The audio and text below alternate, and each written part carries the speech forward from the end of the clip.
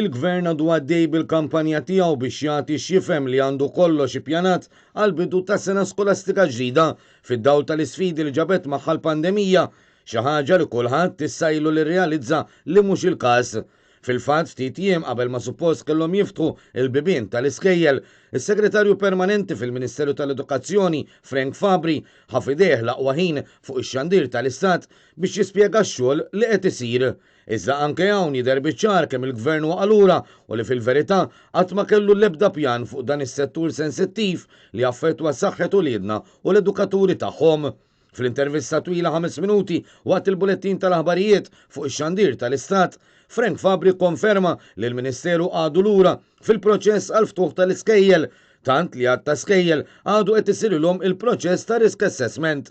Dan fl-istess waqt li għad ta' lezzjonijiet għadhom qed jiġu rekordjati biex ikunu jistgħu jitpoġġew online. Baqa' xi skejjel li ħajsiru għada bħalissa qed jiġu rekordjati lezzjonijiet. Bl-ispjegazzjoni tiegħu stess, Frank Fabri konferma li l-istudenti se jkunu esposti għax-xita u l-maltemp la darba ġie deċiż li l-vannijiet ta' trasport u l-klassijiet se jinżammu bit-twieq miftuħa sajf u xitwa.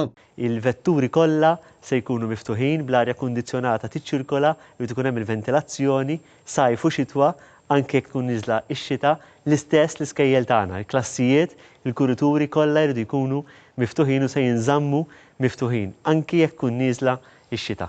U dwar it-trasport tal-istudenti, is-Segretarju Permanenti fil-Ministeru tal-Edukazzjoni qal li se jkunu qed jiżdiedu r-rotot minħabba li l-ammont ta' studenti f'kull vjaġġ se jitnaqqas drastikament. Madankollu u ma tantx dettalji jekk dan l-iżvilupp ifissirx li wħud minn uliedna se jkunu qed jitwasslu l-iskejjel ħafna aktar kmieni mill-bidu tal-lezzjonijiet.